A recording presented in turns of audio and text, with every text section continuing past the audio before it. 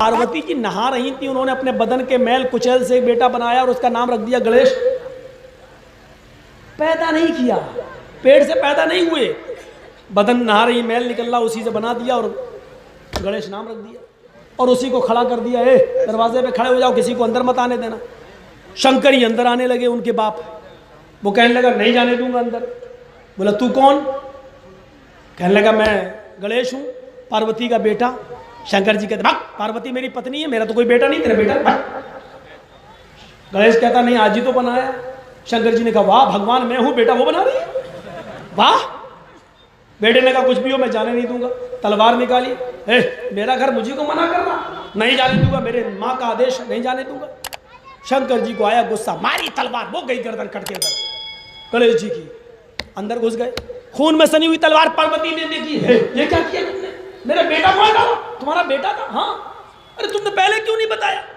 कोई मोबाइल का जमाना थोड़ी था कि फोन करके बता दो। अब मेरे बेटे को जिंदा करो, मैं कुछ नहीं जानता, मैं कुछ नहीं जानती। अब गर्दन नहीं मिल रही है, भगवान है लेकिन गर्दन नहीं मिल रही है। पूरी दुनिया ढूंढ डाली, गर्दन पता नहीं कहाँ चली गई। कहने लगे पार्वती जी गर्दन तो कहीं नहीं मिल रही, मैं कुछ नहीं जानती हूँ, मेरा बेटा जिंदा करो नहीं तो छोड़ के चली जाऊंगी। पार्वती जी जिद कर रही है। शंकर जी कहते हैं वो हाथी आ रहा, हथनी, क्या उसका सूंड काट के लगा दूं, चलेगा? बोली कुछ भी करो लेकिन मेरे बेटे को जिंदा करो।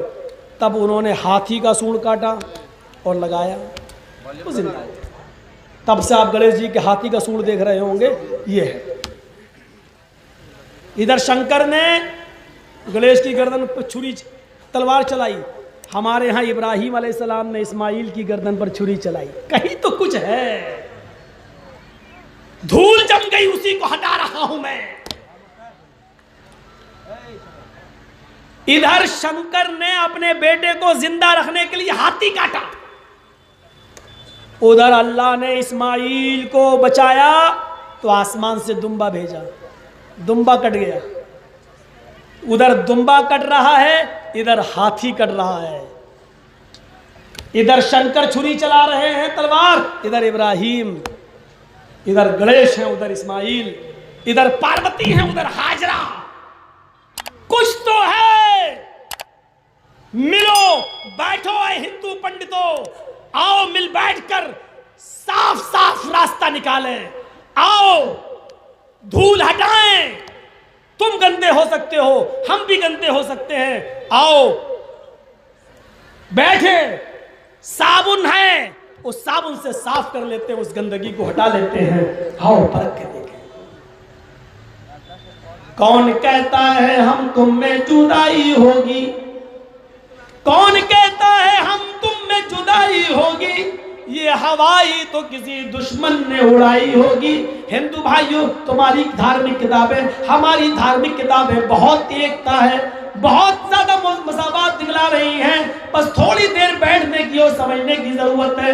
कुरान बाद में आया है, ये आदि ग्रंथ है, ये बाद में नाजिल हुए हैं। बाद वाली आने वाली किताब पहले वाली की हकीकत बताएगी। ये आपके यहाँ पर भी उसूल है, ये आपके यहाँ पर भी ज़ाब्ता है, ये आपके यहाँ पर भी कायदा बताया गया है। आओ कुरान की कसौटी पर रखते हैं, जो चीज सिद्ध हो जाए उसको मान लो।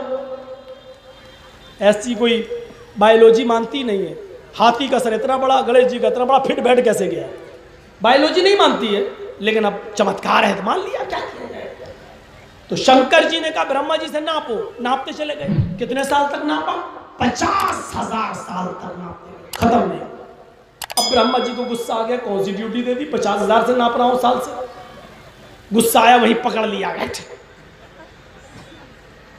तो 50,000 साल तक जो नापा वो तो उनके साथ रह गया, और आगे जो बचा गुस्से में उसी को मुंह में रख लिया ब्रह्मा जी ने, हाँ, और दांत से काट दिया, ही काट के ऊपर से फेंक दिया, फू। अब उसको नीचे गिरने में 50,000 साल लगे, और नीचे जब वो टुकड़ा गिरा, कटी हुई आगे की खाल जब नीचे गिरी तो एक पंडित के घर में गिरी। पंडित बोला ओ शिवाय नमः। उस दिन से शिवलिंग की पूजा शुरू हुई। वो शिवलिंग जो आया है, अच्छा किसी हिंदू से पूछो लिंग की पूजा क्यों करते हो, देखो क्या जवाब देगा। भाई शंकर जी की पूजा करो, शिवलिंग यानी शंकर जी का लिंग। तो लिंग तो जिस्म के साथ होता है भाई, हर इंसान की शर्मगाह उसके जिस्म के साथ है, तो लिंग तो इधर है, शंकर जी कहाँ है? और अगर शंकर जी के साथ है तो शंकर जी की पूजा करो, लिंग की पूजा क्यों कर रहे हो? जवाब क्या मिलेगा? कटा था। जब कटा था तो वही तो खतना हुआ। और सुनो, शंकर जी के खतने को ब्रह्मा ने किया, यानी दांत से काट दिया। हिंदू धर्म में सबसे पहला खतना शंकर जी का, इस्लाम की तारीख में सबसे पहला खतना हजरत इब्राहिम अलैहिस्सलातु वस्सलाम का। गौर करो, इब्राहिम अलैहिस्सलाम का खतना सबसे पहले। इब्राहिम, यहां शंकर, यहां गणेश, यहां इस्माइल, यहां पार्वती, यहां हाजरा, इधर शिवलिंग, उधर भी खतना। ओफो, इतनी बड़ी मुमासिलत और इतना बड़ा मुआजना करने के बाद ऐसी सच्चाई सामने आई। सोचिए, अब सुनिए, आवाज शमसुधारी सदूषका उच्चलापी लिंग अच्छे दीन, सब के सब खतना कराने वाले होंगे। मोहम्मद के साथी सब के सब, अंतिम ऋषि के साथी सब खतना कराने वाले होंगे। और आखिरी बात, सारो भक्चो मतो मम्मा, सारो भक्चो मतो मम, मोहम्मद के साथी सब कुछ खाएंगे, गोश्त भी और सब्जी भी, सारो भक्ष सब कुछ खाएंगे, लेकिन हर जानवर का गोश्त नहीं खाएंगे। बिना कौलं च पश्वस्तेषाम, बिना कौल बिना मंत्र के जो जानवर ज़िबा किया जाएगा उसको वो नहीं खाएंगे, वो उसी जानवर को खाएंगे जिस पर कौल पढ़ा जाएगा, मंत्र पढ़ा जाएगा, यानी बिस्मिल्लाह अल्लाहु अकबर कहकर जो जानवर हलाल होगा। अब सवाल ये है कि कुत्ते पर भी बिस्मिल्लाह पढ़ लो तो क्या वो हलाल हो जाएगा? गधे पर भी पढ़ लो तो क्या हलाल हो जाएगा? नहीं। ये सवाल हमसे बहुत पहले हुआ था, पंडित ने किया था, मौलाना साहब जिंदा बकरा जिंदा भैंस हलाल है कि हराम? मैंने कहा कि हलाल। हंसने लगा। मैंने कहा क्यों, क्या हुआ? मैंने कहा क्या हुआ? कहने लगा मौलाना साहब जब जिंदा बकरा जिंदा भैंस हलाल है तो फिर हलाल जानवर पर आप लोग बिस्मिल्लाह क्यों पढ़ते हैं? ऐसी काटो और खा लो। फंसा दिया उसने हमें। मैंने कहा बिस्मिल्लाह इसलिए पढ़ते हैं कि बगैर बिस्मिल्लाह के वो हराम है।